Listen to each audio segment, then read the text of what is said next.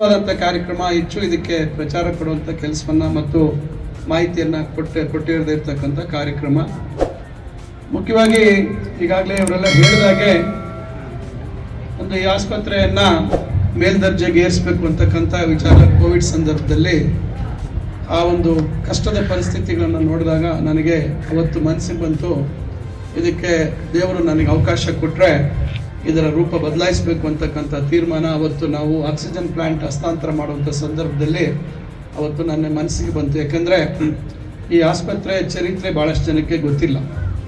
ಚಿಂತಾಮಣಿಯಲ್ಲಿ ಇದ್ದಂಥದ್ದು 35 ಹಾಸಿಗೆಗಳ ಆಸ್ಪತ್ರೆ, ತಾಲೂಕು ಆಸ್ಪತ್ರೆಯಾಗಿ ಪರಿವರ್ತಿಸಿ 100 ಹಾಸಿಗೆಗಳ ಆಸ್ಪತ್ರೆಯನ್ನಾಗಿ ಮಾಡಿರ್ತಕ್ಕಂಥದ್ದು ನಮ್ಮ ತಂದೆಯವರು ಚೌಡರೆಡ್ಡಿ ಅವರು. ಹಿಂದೆ 92ರಿಂದ 94ರ ಮಧ್ಯೆ ಮಂತ್ರಿಗಳಾಗಿದ್ದಂಥ ಸಂದರ್ಭದಲ್ಲಿ 100 ಹಾಸಿಗೆಗಳಾಗಿ ಪರಿವರ್ತನೆ ಮಾಡಿರ್ತಕ್ಕಂಥದ್ದು. ಸುಮಾರು 30 ವರ್ಷಗಳ ಹಳೆಯ ಕಟ್ಟಡ ಇದು.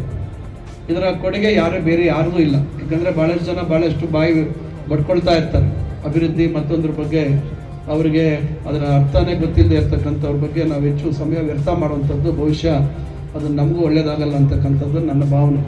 ಅದರಿಂದ ಈಗ ಆ ಆಸ್ಪತ್ರೆ ಅವತ್ತಾದಂಥದ್ದು ಅವತ್ತಿನ ಏನು ಒಂದು ನಾರ್ಮ್ಸ್ ಇತ್ತೋ ಅದರ ಅಡಿಯಲ್ಲಿ ಆಸ್ಪತ್ರೆ ಆಗಿತ್ತು. ಯಾಕಂದ್ರೆ ನನಗೆ ಯಾಕೋ ಇದು ಆ ಒಂದು ಸಂದರ್ಭದಲ್ಲಿ ಮಾಡಿರ್ತಕ್ಕಂಥ ವಿನ್ಯಾಸ ನಮಗೆ ಇಷ್ಟ ಆಗಲಿಲ್ಲ. ಜೊತೆಗೆ ಏನು ತಾಯಿ ಮಕ್ಕಳ ಆಸ್ಪತ್ರೆ, ಇದು PWD ಆಫೀಸ್ ಇತ್ತು.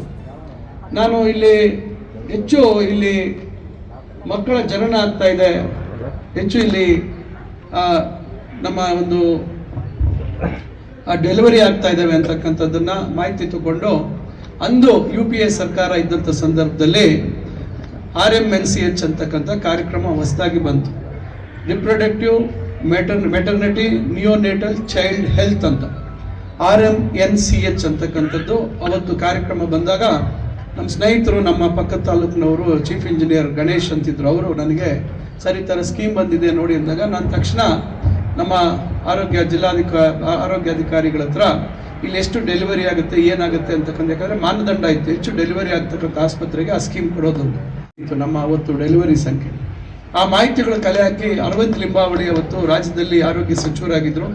ನಾನು ಅವ್ರಿಗೆ ಪತ್ರ ಕೊಟ್ಟಾಗ ನಾವು ಶಿಫಾರಸ್ ಮಾಡ್ತೀವಿ ಡೆಲ್ಲಿಗೆ, ಅಲ್ಲಿ ಮಾಡಿಸ್ಕೊಳೋದು ನಿಮ್ಮ ಜವಾಬ್ದಾರಿ ಅಂತ ಹೇಳಿದೆ.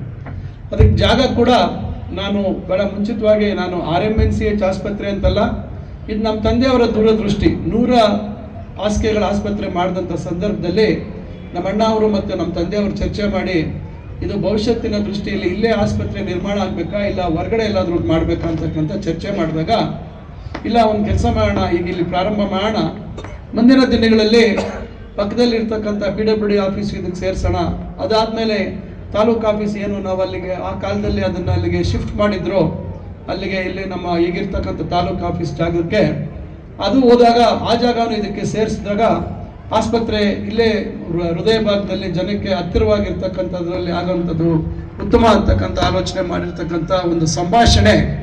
ಅವತ್ತು ನಾನು ರಾಜಕೀಯದಲ್ಲಿ ಸಕ್ರಿಯವಾಗಿರಲಿಲ್ಲ ಅಥವಾ ರಾಜಕೀಯದ ಬಗ್ಗೆ ನನಗೆ ಆಸಕ್ತಿನೂ ಇರಲಿಲ್ಲ. ಕುಟುಂಬದಲ್ಲಿ ನಮ್ಮ ತಂದೆಯವರು ಇದ್ದಿದ್ದರಿಂದ ನಮ್ಮ ಅಣ್ಣ ಅವರು ಆಸಕ್ತಿ ಇತ್ತು, ಆದರೆ ನನಗೆ ರಾಜಕಾರಣದಲ್ಲಿ ಆಸಕ್ತಿ ಇಲ್ಲದೆ ಇರ್ತಕ್ಕಂಥ ಸಂದರ್ಭದಲ್ಲಿ ಅವ್ರು ಹೇಳಿರ್ತಕ್ಕಂಥ ಮಾತುಗಳು, ಚರ್ಚೆಯ ವಿಚಾರ ನನ್ನ ಗಮನದಲ್ಲಿತ್ತು. ಅವರು ಲೋಕೋಪಯೋಗಿ ಸಚಿವರಿದ್ದಾಗ ಈ 1 ಎಕರೆ ಜಾಗ ಸುಮಾರು 8 ಕೋಟಿ ಬೆಳೆ ಬಾಳುತ್ತೆ ಸರ್ಕಾರಿ ಹಣ ಅಂತ ಹೇಳಿದ್ರು. ಆ 8 ಕೋಟಿ ಜಾಗವನ್ನು ನಾವು ಕೊಡಬೇಕು ಆರೋಗ್ಯ ಇಲಾಖೆಗೆ ಅಂದಾಗ ಇಲಾಖೆಯವರು ನಮ್ಗೆ ಬೇಡ ಅಂದರು. ನಾನು ಹೇಳಿದೆ, ನಿಮಗೆ ಬೇಡ ರೀ, ನನಗೆ ಬೇಕು, ನಾನು ಅಲ್ಲಿ ಲೋಕಲ್ MLA ಇದ್ದೀನಿ ಅಂತ ಹೇಳಿ ಅವತ್ತು ಅದನ್ನು ಪ್ರಸ್ತಾವನೆ ಮಾಡಿದಾಗ ಕನಿಷ್ಠ 2.5 ಕೋಟಿ ಕೊಡಿ ಅಂತ ನಮ್ಮ ಲೋಕೋಪಯೋಗಿ ಇಲಾಖೆಯವ್ರು ಕೇಳಿದ್ರು. ಅವ್ರಿಗೆ ಜಾಗ ಕೊಡಬೇಕು ಆಫೀಸ್ಗೆ ಅಂದಾಗ ಜಾಗ ಕೊಡಿಸ್ತೀನಿ ನಾನು 1 ಎಕರೆ, ಆದರೆ ಹಣ ಹೇಗೆ ಅಂಥೇಳಿ ಅವತ್ತು ಆರೋಗ್ಯ ಇಲಾಖೆಯಲ್ಲಿ ಕೇಳಿದಾಗ ರಮಣಾರೆಡ್ಡಿ ಅಂತ IAS ಆಫೀಸರ್ ಇದ್ರು, ಅವರು ನಮ್ಮ ಹತ್ರ ದುಡ್ಡಿಲ್ಲ, ಸುಧಾಕರ್ ಮಾದೇರ್ ಡಬಲ್ ಅದು ಫ್ರೀಗೆ ಇಸ್ಕೊಂಡಮ್ಮ ಅಂತ ಹೇಳಿ ಅದನ್ನು ನಾನು ಉದಾಸಿ ಅವ್ರ ಹತ್ರ ವಿನಂತಿ ಮಾಡಿಕೊಂಡು ಹಿರಿಯ IAS ಅಧಿಕಾರಿಗಳು ಅವರೆಲ್ಲರೂ ಒಬ್ಬರು ಉಮೇಶ್ ಅಂತ IAS ಅಧಿಕಾರಿ ಇದ್ರು, ಅವರು ನನ್ನ ಪೇಷಂಟ್ ಆಗಿದ್ರು, ಆ ಸಂಬಂಧ ಒಳ್ಳೆ ಉತ್ತಮ ಬಾಂಧವ್ಯ ಇತ್ತು. ಅವರು ನಮ್ಮ ಡಾಕ್ಟ್ರಿಗೆ ಉಚಿತವಾಗಿ ಕೊಡೋಣ ಸರ್ ಅಂತ ಹೇಳಿ ಅವರು ಉದಾಸಿ ಅವರಿಗೆ ಹೇಳಿ ಉಚಿತವಾಗಿ ಕೊಡಿಸುವಂಥ ಒಂದು ಕೆಲಸವನ್ನು ಆ 1 ಎಕರೆ ಜಾಗ ಕೊಟ್ವಿ. ಸುಮಾರು 40 ಪ್ರಪೋಸಲ್ ಹೋಯಿತು ಡೆಲ್ಲಿಗೆ. ಗುಲಾಬ್ ನಬಿ ಆಜಾದ್ ಅವರು ಕೇಂದ್ರದಲ್ಲಿ ಆರೋಗ್ಯ ಸಚಿವರಾಗಿದ್ದರು. ಅದು ಹೋದಾಗ ನನ್ನ ಸ್ನೇಹಿತರನ್ನ ನಾನು ನೆನೆಸ್ಕೋಬೇಕು, ಲೋಕಸಭಾ ಸದಸ್ಯರು, ಮಾಜಿ ಲೋಕಸಭಾ ಸದಸ್ಯರು ದಿವಂಗತ ಧ್ರುವನಾರಾಯಣ್ ಅವರು ಚಾಮರಾಜನಗರದ MP ಆಗಿದ್ರು. ರಾಮಕೃಷ್ಣಪ್ಪನವರ ಬನ್ನಿ ಮುಂದೆ. ಅವ್ರು ನನ್ ಕೇಳಿದ್ರು ಯಾವ್ದಾದ್ರು ಸ್ಕೀಮ್ ಇದ್ರೆ ಹೇಳು ಸುಧಾಕರ್ ನಮ್ಮ ಜಿಲ್ಲೆಗೆ ಅಂತ. ನಾನು ಹೇಳಿದೆ ನನಗೆ ಸಹಾಯ ಮಾಡಂಗಿದ್ರೆ ನಾನು ಇದು ಸ್ಕೀಮ್ ಹೇಳ್ತೀನಿ ಅಂತ ಹೇಳಿದೆ. ಆಯ್ತು ನಾನು ನಿಂಗೆ ಸಹಾಯ ಮಾಡ್ತೀನಿ ಡೆಲ್ಲಿಲಿ ಅಂತ ಹೇಳಿದ್ರು. ಆಗ ನಾನು ಈ ಸ್ಕೀಮ್ ಬಗ್ಗೆ ಹೇಳಿದಾಗ ಅವರು ಅವರ ಲೋಕಸಭಾ ಕ್ಷೇತ್ರ ಇನ್ನೊಂದು ಸೇರ್ಕೊಡಿ ಹೋಗಿ ಅವರು ಅಲ್ಲಿ ವಕಾಲತ್ ಹಾಕಿ ಅಲ್ಲಿ ಪ್ರಯತ್ನ ಮಾಡಿದ್ರು.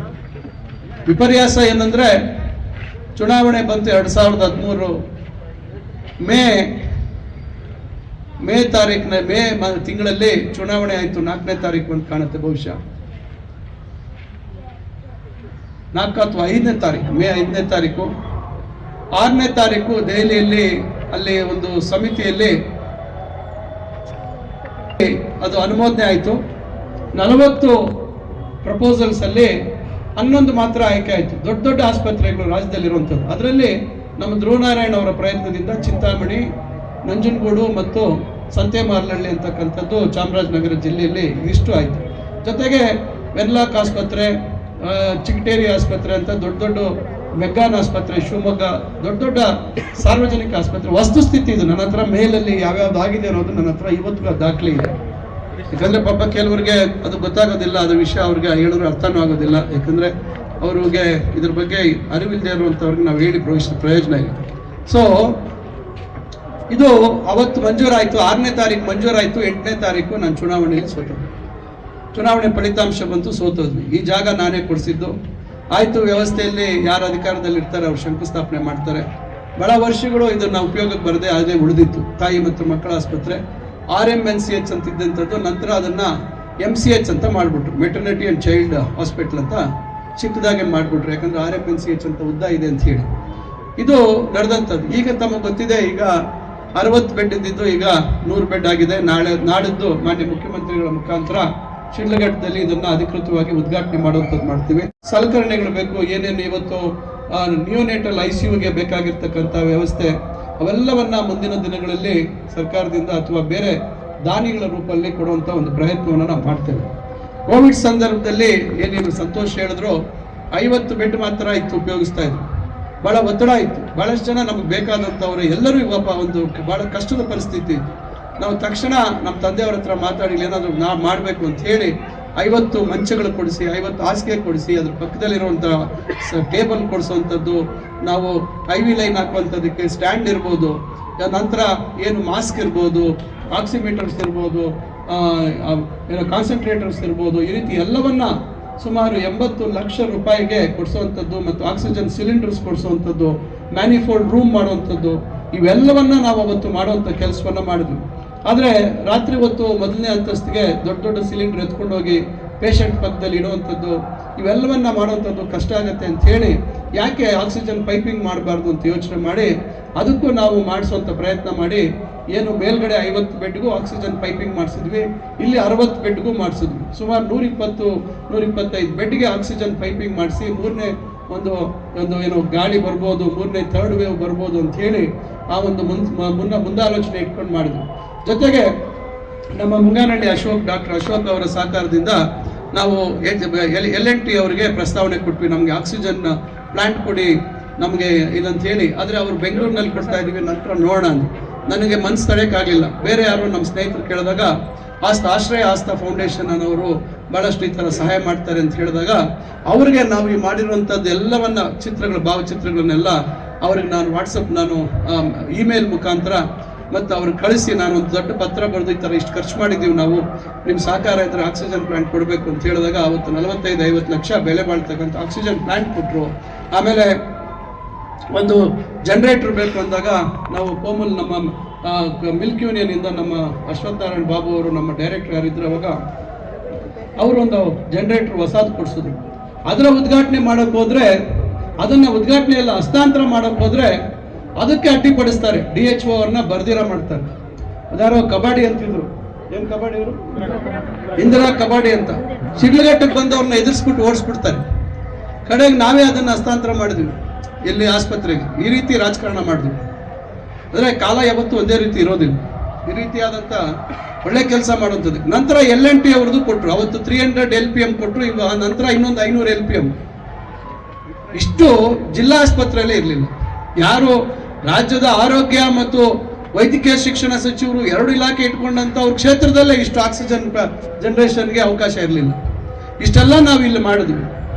ಆದ್ರೆ 3ನೇ ಗಾಳಿ ಬರಲಿಲ್ಲ, ಏನು ತೊಂದರೆ ಆಗಿಲ್ಲ, ಸಾವು ನೋವು ನಷ್ಟ ಆಗಿಲ್ಲ. ಆದರೆ 50 ಹಾಸಿಗೆಯಿಂದ ಒಂದೇ ಸತಿ 100 ಆಯ್ತಲ್ಲ, 2 ದಿವಸಕ್ಕೆ ಭರ್ತಿ ಆಯ್ತಲ್ಲ, ಎಷ್ಟು ಜನಕ್ಕೆ ಉಪಯೋಗ ಆಯಿತು, ಎಷ್ಟು ಜನ ಪರದಾಡ್ತಿದ್ರು, ಏನೇನು ಪರಿಸ್ಥಿತಿಗಳಾಯಿತು ನಾವೆಲ್ಲ ನೆನೆಸ್ಕೋಬೇಕಾಗುತ್ತೆ. ಅದನ್ನು ನೋಡಿದಂತ ನಾನು ಯೋಚನೆ ಮಾಡಿದೆ, ಇಲ್ಲಿ ಶಾಶ್ವತವಾಗಿ ನಾವು ಏನಾದರೂ ಮುಂದೆ ನನಗೆ ದೇವರು ಅವಕಾಶ ಮಾಡಿಕೊಟ್ರೆ ಈ ಆಸ್ಪತ್ರೆನ ಉನ್ನತ ದರ್ಜೆಗೆ ನಾನು ಏರಿಸಲೇಬೇಕು. ಈ ರೀತಿ ಒಂದು ಸರ್ಕಾರಿ ಆಸ್ಪತ್ರೆ ಇರುವಂಥದ್ದು ಸೂಕ್ತ ಅಲ್ಲ ಅಂತಕ್ಕಂಥದ್ದು ನಾವು ಬಹಳಷ್ಟು ಅದ್ರ ಬಗ್ಗೆ ನಾನು ಯೋಚನೆ ಮಾಡಿದ್ದೆ. ಅದೇ ರೀತಿ ದೇವರು ತಾವೆಲ್ಲರೂ ಮನಸ್ಸು ಮಾಡಿ ನನಗೊಂದು ಅವಕಾಶ ಮಾಡಿಕೊಟ್ರಿ. ಸರ್ಕಾರದಲ್ಲಿ ಮಂತ್ರಿ ಆಗುವಂಥ ಭಾಗ್ಯ ಆಯಿತು. ತಕ್ಷಣ ನಾನು ಇದ್ರ ಕಡೆ ಗಮನ ಕೊಟ್ಟೆ. ಡಾಕ್ಟರ್ ಮಂಜುನಾಥ್ ಇವತ್ತು ಲೋಕಸಭಾ ಸದಸ್ಯರಾಗಿದ್ದಾರೆ, ಜಯದೇವ ಮಂಜುನಾಥ್ ಅವರು ನನಗೆ ಭಾಳ ಆತ್ಮೀಯರು. ನಾನು ಅವ್ರ ಜೊತೆ ಚರ್ಚೆ ಮಾಡಿದಾಗ ಅವ್ರು ಹೇಳಿದ್ರು, ಡಾಕ್ಟರ್ ಸುಧಾಕರ್, ನೀವು ಮೆಡಿಕಲ್ ಕಾಲೇಜು ಮತ್ತೊಂದು ಮಾಡೋದಲ್ಲ, ಒಂದು ಆಸ್ಪತ್ರೆನ ಇಂಪ್ರೂವ್ ಮಾಡಿ, ಅದೇ ನಿಮಗೆ ದೊಡ್ಡ ಅನುಕೂಲ ಆಗುತ್ತೆ. ನೀವು ಸುಮ್ಮನೆ ಕಾಲೇಜು ಮತ್ತೊಂದು ಮಾಡಿದ್ರೆ ಯಾರೋ ಮಕ್ಕಳು ಬರ್ತಾರೆ, ಸೇರ್ತಾರೆ, ಓದ್ತಾರೆ, ಆದರೆ ಆಸ್ಪತ್ರೆ ಆಗತ್ತಿಲ್ಲ ಅಂತಿಲ್ಲ. ಆದರೆ ಇರೋ ಆಸ್ಪತ್ರೆನ ನೀವು ಉನ್ನತ ದರ್ಜೆಗೆ ಏರಿಸುವಂಥ ಒಂದು ಕೆಲಸ ಮಾಡಿ ಅಂದಾಗ ಅವರೇ ಒಬ್ಬರು ಆರ್ಕಿಟೆಕ್ಟ್ನ ನಮಗೆ ಪರಿಚಯ ಮಾಡಿಕೊಟ್ರು. ನಂತರ ಇದನ್ನೆಲ್ಲ ಒಂದು ಕಾರ್ಪೊರೇಟ್ ಶೈಲಿಯಲ್ಲಿ ಇದನ್ನ ಒಂದು ಯೋಜನೆಯನ್ನು ರೆಡಿ ಮಾಡಿದ್ವಿ. ಒಂದು ಸುಮಾರು 55-60 ಕೋಟಿ ಆಯಿತು.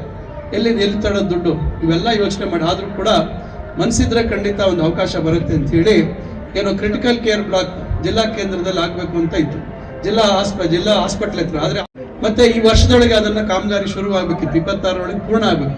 ಇವೆಲ್ಲ ಗಮನಿಸಿ ನಾನು ನ್ಯಾಷನಲ್ ಹೆಲ್ತ್ ಮಿಷನ್ಗೆ ಚಿಂತಾಮಣಿ ಕೂಡ ಇವತ್ತು ದೊಡ್ಡ ತಾಲೂಕು, ಇಲ್ಲಿ ಕೂಡ ಹೆಚ್ಚಿನ ಸೌಲಭ್ಯ ಬೇಕು. ಅಲ್ಲಿ ಮೆಡಿಕಲ್ ಕಾಲೇಜ್ ಇದೆ. ಈ ಮೆಡಿಕಲ್ ಕಾಲೇಜಲ್ಲಿ ಸುಮಾರು 35-40 ಬೆಡ್ ICU ಇರ್ತದೆ, ಮತ್ತೆ ಜಿಲ್ಲಾ ಆಸ್ಪತ್ರೆ ಇದೆ, ಇವೆಲ್ಲ ಇದೆ. ಆದರೆ ಇಲ್ಲಿ ಅಷ್ಟೇ ಪ್ರಮಾಣದಲ್ಲಿ ಇವತ್ತು ಹೊರ ರೋಗಿಗಳ ಸಂಖ್ಯೆ ಇದೆ. ಇಲ್ಲಿ ಚಿಕಿತ್ಸೆಗೆ ಬಹಳ ಪಕ್ಕದಲ್ಲಿ ಇರ್ತಕ್ಕಂಥ ತಾಲೂಕು ಮತ್ತು ರಾಜ್ಯದಿಂದ ಬರ್ತಾರೆ. ಇದನ್ನ ಆಗ್ಬೇಕು ಅಂತ ಹೇಳಿ ಎಲ್ಲ ರೀತಿ ನಾವು ತಯಾರು ಮಾಡಿ NHMಗೆ ನ್ಯಾಷನಲ್ ಹೆಲ್ತ್, ನಾನು ವೈದ್ಯಕೀಯ ಶಿಕ್ಷಣ ಇಲಾಖೆ ಸಚಿವರು ನನಗೆ ಕೇಳಿದ್ರು, ರಾಜಕೀಯವಾಗಿ ನಿಮ್ಗೇನಾದ್ರೂ ತೊಂದರೆ ಆಗುತ್ತಾ ನೋಡು, ಅಲ್ಲಿಂದ ಶಿಫ್ಟ್ ಮಾಡಿ. ನಾನು ಹೇಳಿದೆ, ಅದನ್ನು ನಾನು ಎದುರಿಸ್ತೀನಿ, ನನ್ನ ಹತ್ರ ಶಕ್ತಿ ಇದೆ, ನಾನು ಯಾವ ಕಾರಣಗಳು ಕೊಡುವಂಥದ್ದು ಅಂತ ಹೇಳಿ ಕಡೆಗೆ ಅದನ್ನು ಆರೋಗ್ಯ ಮತ್ತು ಕುಟುಂಬ ಕಲ್ಯಾಣ ಇಲಾಖೆಗೆ ವರ್ಗಾಯಿಸಿ ಅಲ್ಲಿಂದ ನ್ಯಾಷನಲ್ ಹೆಲ್ತ್ ಮಿಷನ್ಗೆ ಕಳಿಸಿ ನ್ಯಾಷನಲ್ ಹೆಲ್ತ್ ಮಿಷನ್ ಅಲ್ಲಿ ನಾವು ಅನುಮತಿ ಪಡ್ಕೊಂಡು ಬಂದ್ವಿ. ಪಾಪ ಆಮೇಲೆ ಅಲ್ಲಿ ಲೋಕಸಭಾ ಸದಸ್ಯರು ಪಾಪ ಅವ್ರೇನೋ ಹೇಳಿದ್ರು, ನಾವು ಎಲ್ಲ ಮಾಹಿತಿ ತಿಳ್ಕೊಂಡು ಅವರು ಸುಮ್ಮನೆ ಆಗ್ಬಿಟ್ರು. ಯಾಕಂದ್ರೆ ಎಲ್ಲ ರೀತಿಯ ಅನುಮತಿಗಳನ್ನ ಪಡ್ಕೊಂಡು ಆ CCBಯನ್ನ 24 ಕೋಟಿಯಲ್ಲಿ ಆಗುವಂಥದ್ದನ್ನ ಸ್ವಲ್ಪ ಅದನ್ನು ಕಮ್ಮಿ ಮಾಡಿ 16 ಕೋಟಿಯಲ್ಲಿ ಮಾಡ್ತಾ ಇದ್ದಾರೆ. ಆದರೆ ಇನ್ನೂ ಅದಕ್ಕೆ 7-8 ಕೋಟಿ ರೂಪಾಯಿ ಅವಶ್ಯಕತೆ ಇದೆ. ಈ ಏನೀಗ ನಾವೀಗ 60ರಿಂದ 100 ಬೆಡ್ ಮಾಡಿದ್ದೀವಿ, 6 ಕೋಟಿ ಚಿಲ್ಲರೆ ಇತ್ತು. ಇದಕ್ಕೆ ಮತ್ತೆ ಸುಮಾರು ನಾವು 8.5 ಕೋಟಿ, 6 ಕೋಟಿ 60 ಲಕ್ಷ ಇತ್ತು. ನಾವು ಅದನ್ನ ಕೆಲವೆಲ್ಲ ಬಿಟ್ಬಿಟ್ಟಿದ್ರು, ಪೂರ್ತಿ ಆಗ್ತಾ ಇರಲಿಲ್ಲ. ಮತ್ತೆ ಅದನ್ನೆಲ್ಲ ನಾನು ಆ್ಯಡ್ ಮಾಡಿಸಿ ದಿನೇಶ್ ಗುಂಡೂರಾವ್ ಅವ್ರ ಹತ್ರ ಮಾತಾಡಿ ಅದನ್ನ 8.5 ಕೋಟಿಗೆ ಇದನ್ನ ಜಾಸ್ತಿ ಮಾಡಿಸಿ ಈಗ ಕಟ್ಟಡ ಕಾಮಗಾರಿ ಎಲ್ಲ ಪೂರ್ಣ ಬಹುತೇಕ 99% ಆಗಿದೆ. ಸಣ್ಣ ಪುಟ್ಟ ಇದೆ. ಇದನ್ನ ನಾಡಿದ್ದು ಉದ್ಘಾಟನೆ ಮಾಡಿಸ್ತಾ ಇದ್ದೀವಿ. ಸಂತೋಷದ ವಿಚಾರ ಏನಂದ್ರೆ ಈಗ ಕನಸಿನಂತೆ ಹಂತವಾಗಿ ಇದನ್ನ ಪೂರೈಸುವಂಥದ್ದು ಮಾಡ್ತಾ ಇದ್ದೀವಿ. ಈಗ 10 ಕೋಟಿ ರೂಪಾಯಿ ನಮ್ಮ ಕರ್ನಾಟಕ ಪರೀಕ್ಷಾ ಪ್ರಾಧಿಕಾರದಿಂದ ನಾನು ಕೊಡಿಸಿದ್ದೀನಿ. ಟೆಂಡರ್ ಪ್ರಕ್ರಿಯೆ ಪೂರ್ಣ ಆಗಿದೆ. ಈಗ ಮಾನ್ಯ ಮುಖ್ಯಮಂತ್ರಿಗಳು ನಾಡಿದ್ದು ಶಿಡ್ಲಘಟ್ಟದಲ್ಲಿ ಇದಕ್ಕೆ ಶಂಕುಸ್ಥಾಪನೆಯನ್ನು ಮಾಡುವಂಥ ಕಾರ್ಯವನ್ನು ಇಟ್ಕೊಂಡಿದ್ದೀವಿ. ಜೊತೆಗೆ ನನಗೆ ಏನಾದರೂ ಮಾಡಲೇಬೇಕು ಅಂತಕ್ಕಂಥ ಒಂದು ತಪ್ಪನದಿಂದ ನಾವು ಏನು ಒಂದು ನಮ್ಮ ಅಶೋಕ್ ಅವರು, ನಮ್ಮ ಲಿಂಗಾನಹಳ್ಳಿ ಅಶೋಕ್, ಡಾಕ್ಟರ್ ಅಶೋಕ್ ಅವರ ಸಹಕಾರದಿಂದ LNW ಅಂತಕ್ಕಂಥ ಸಂಸ್ಥೆಯವರು ಕೋವಿಡ್ ಸಂದರ್ಭದಲ್ಲಿ ಒಂದು 100 ಹಾಸಿಗೆಗಳ ಆಸ್ಪತ್ರೆ ದೇವನಹಳ್ಳಿ ಹತ್ರ ತಾತ್ಕಾಲಿಕವಾಗಿ ಅವರು ಸ್ಥಾಪನೆ ಮಾಡಿದ್ರು. ನಾನು ನೋಡಿದ್ದೆ ಅದನ್ನು. ಅವರು ಇದು ಉಪಯೋಗ ಇಲ್ಲ ಅಂತ ಹೇಳ್ಬಿಟ್ಟು ಅಲ್ಲಿ ಹೊಸ ಏನು OTT ಏನು ಅಲ್ಲಿ ಇರ್ತಕ್ಕಂಥ ಬೆಡ್ಸ್ ಇರ್ಬೋದು, ಸುಮಾರು ಬೆಡ್ಗಳು, ಸುಮಾರು ICU ಬೆಡ್ಸು, ಕಾಟು ಬೆಡ್ಸು ಇವೆಲ್ಲ ಇತ್ತು. ಮತ್ತೆ ಎಕ್ಸ್ರೇ ಮೆಷಿನ್, ಒಂದು ಮೊಬೈಲ್ ಎಕ್ಸ್ರೇ ಮೆಷಿನ್ ಇತ್ತು. ಇವೆಲ್ಲ ಸುಮಾರು 90 ಲಕ್ಷ ಬೆಲೆ ಬಾಳ್ತಕ್ಕಂಥದ್ದನ್ನ ನಮ್ಮ ಜಿಲ್ಲಾ ಆಸ್ಪತ್ರೆಗೆ ಸ್ವಲ್ಪ, ನಮ್ಮ ಆಸ್ಪತ್ರೆಗೆ ಸ್ವಲ್ಪ, ಮತ್ತು ನಮ್ಮ PHCಗಳಿಗೂ ಕೆಲವೆಲ್ಲ ನಾವು ಸಲಕರಣೆಗಳನ್ನ ಕೊಡುವಂಥದ್ದು ಇವೆಲ್ಲವನ್ನು ಮಾಡಿದ್ದೀವಿ. ಇಲ್ಲಿ ನಾವು ICU ಬೆಡ್ಗಳೆಲ್ಲ ಇಲ್ಲೇ ತಗೊಂಡಿದ್ದೀವಿ. ವಿಪರ್ಯಾಸ ಏನಂದ್ರೆ ಹಿಂದೆ ICU ಅಂತೇಳಿ ಉದ್ಘಾಟನೆ ಮಾಡಿಬಿಟ್ರು, ಕರೆಂಟ್ ವ್ಯವಸ್ಥೆ ಇರಲಿಲ್ಲ. ನಾನು ಏನೋ ಒಂದು ಸಂದರ್ಭದಲ್ಲಿ ನಾನು ಮಂತ್ರಿಯಾಗಿ ನಾನು ಆಗಿದ್ದೆಲ್ಲ ಹಿಂದೆ ಸರ್ಕಾರದಲ್ಲಿ ಮಾಡಿದಾರಲ್ಲ ಉದ್ಘಾಟನೆ, ಉಪಯೋಗ ಬರ್ತಾ ಇದೆ ಅಂತ ನಾನು ಭಾವಿಸಿದೆ. ತಕ್ಷಣ ನಮ್ಮ ಸಂತೆಕಳ್ಳಿಯಲ್ಲಿ ಮತ್ತೆ ಯಾರೋ ನಮ್ಮ ಒಬ್ರು ಗೊತ್ತಿರೋರೊಬ್ರು ಹೇಳಿದ್ರು ನನಗೆ, ಕೈವಾರದವರೊಬ್ರು, ಪಾಪ ಒಂದು ಮಗು ತೀರೋಯ್ತು. ಅವಾಗ ಅವರು ಬೇಜಾರಿಂದ ಫೋನ್ ಮಾಡಿದ್ರು, ಏನು ಸರ್ ಚಿಂತಾಮಣಿಲಿ ICU ಇದೆ ಅಂತ ಹೇಳ್ತಾರೆ, ಏನು ಇವತ್ತಿಗೆ ಅದು ಶುರುವಾಗಿಲ್ವಂತೆ ಅಂದಾಗ ನನಗೆ ಆಶ್ಚರ್ಯ ಆಯಿತು. ತಕ್ಷಣ ನಾನು ಡಾಕ್ಟರ್ ಮಾತಾಡಿದೆ, ಇಲ್ಲ ಸರ್ ಕರೆಂಟೇ ಇಲ್ಲ, ಅದಕ್ಕೆ ಟ್ರಾನ್ಸ್ಫಾರ್ಮರ್ ಹಾಕಿಲ್ಲ, ಇನ್ನೊಂದು ಹಾಕಿಲ್ಲ, ಮತ್ತು ಡಾಕ್ಟರ್ಸ್ ಇಲ್ಲ, ಮತ್ತೊಂದಿಲ್ಲ. ಇಂಥದನ್ನು ಯಾಕೆ ಉದ್ಘಾಟನೆ ಮಾಡಬೇಕಿತ್ತು? ತಕ್ಷಣ ನಾವು ಅದನ್ನ ಒಂದು ವಾರದಲ್ಲಿ ಟ್ರಾನ್ಸ್ಫಾರ್ಮರ್ ಹಾಕಿಸಿ ಮತ್ತು ಡಾಕ್ಟರ್ ವ್ಯವಸ್ಥೆಗೆ DHOಗೆಲ್ಲ ಮಾತಾಡಿ ಅದನ್ನ ಉಪಯೋಗಕ್ಕೆ ಬರುವಂಥ ರೀತಿಯಲ್ಲಿ ಅದನ್ನು ಆಪರೇಷನಲ್ ಮಾಡುವಂಥ ಒಂದು ಪ್ರಯತ್ನವನ್ನು ಮಾಡಿದ್ವಿ. ಈ ರೀತಿ ಏನೆಲ್ಲ ಆಗತ್ತೆ ನಾವು ಗಮನ ಕೊಡದೇ ಇದ್ರೆ ಅಂತಕ್ಕಂಥ ವಿಚಾರ. ಜೊತೆಗೆ ಮತ್ತೆ ನಮ್ಮ ಚಿಂತಾಮಣಿಯವರು ಬೆಂಗಳೂರಿನಲ್ಲಿ MB ಸೋಲಾರ್ಸ್ ಅಂತೇಳಿ, ಈಗ MB ಫೋಟೋ ವೋಲ್ಟಿಕ್ಸ್ ಅಂತ ಹೇಳಿ ಇವತ್ತು ದೊಡ್ಡ ಮಟ್ಟದಲ್ಲಿ ಏನಿವತ್ತು ರಿನ್ಯೂವಬಲ್ ಎನರ್ಜಿ ಸೋಲಾರ್ ಪ್ಯಾನಲ್ಸ್ ಮಾಡುವಂಥ ಕಾರ್ಖಾನೆ ಇಟ್ಕೊಂಡಿದ್ದಾರೆ ನಮ್ಮ ಮಂಜುನಾಥ್ ಅಂತ ಹೇಳಿ ನಮ್ಮೂರಿನವರು.